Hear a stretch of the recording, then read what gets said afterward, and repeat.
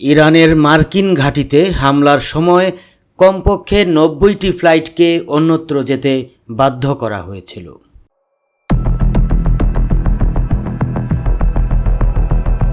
কাতার এয়ারওয়েজের প্রধান নির্বাহী কর্মকর্তা বদর মোহাম্মদ আল মির বলেন, সোমবার ইরান কাতারের মার্কিন পরিচালিত আল উদেইদ বিমান ঘাঁটিতে হামলা চালানোর পর দোহাগামী কমপক্ষে ৯০টি ফ্লাইট তাৎক্ষণিকভাবে অন্যত্র সরিয়ে নিতে বাধ্য হয়। আল মির আরও বলেন, ২৫টি ফ্লাইট সৌদি আরবের বিভিন্ন বিমানবন্দরে, ১৮টি তুরস্কে, ১৫টি ভারতে, ১৩টি ওমানে এবং ৫টি সংযুক্ত আরব আমিরাতে স্থানান্তরিত হয়। বাকি বিমানগুলিকে লন্ডন, বার্সেলোনা এবং ইউরোপ, এশিয়া এবং মধ্যপ্রাচ্যের অন্যান্য প্রধান কেন্দ্রগুলিতে পুনরায় রুট করা হয়। আল মিরের মতে, দোহা থেকে সমস্ত ফ্লাইট মঙ্গলবার পর্যন্ত স্থগিত করা হয়েছে। দোহার হামাদ আন্তর্জাতিক বিমানবন্দরের ভিতরে ১০,০০০-এরও বেশি যাত্রী ইতিমধ্যেই ট্রানজিটে ছিলেন। যখন পরিস্থিতি আরও তীব্র হয়ে ওঠে, তখন তারা আধুনিক বিমানের চলাচলের ইতিহাসের সবচেয়ে গুরুতর এবং জটিল অপারেশনাল চ্যালেঞ্জগুলির মধ্যে একটির মাঝখানে আটকা পড়েছিলেন।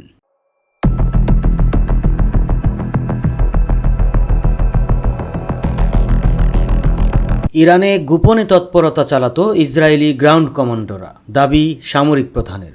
ইসরায়েলি প্রতিরক্ষা বাহিনীর প্রধান ইয়াল জামির বলেন, ১২ দিনের সংঘর্ষের সময় ইরানের ভিতরে গোপনে ইসরায়েলি স্থল কমান্ডো ইউনিটগুলি তৎপরতা চালায়। তিনি বলেন, কমান্ডো ইউনিটগুলি ইসরায়েলি বিমান বাহিনীর সাথে মিলে প্রতারণামূলক কৌশল অবলম্বন করেছিল, যা ইসরায়েলকে ইরানের আকাশসীমা এবং অন্যান্য এলাকার নিয়ন্ত্রণ পেতে সাহায্য করেছিল।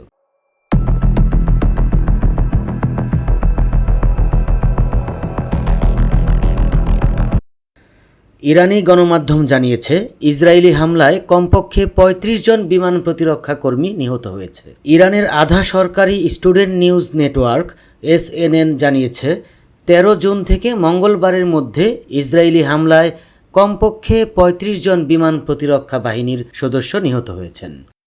SNN নিহতদের নাম প্রকাশ করেছে। তাদের মধ্যে ২ জন ব্রিগেডিয়ার জেনারেল, ৭ জন কর্নেল এবং ৩ জন লেফটেন্যান্ট কর্নেল ছিলেন।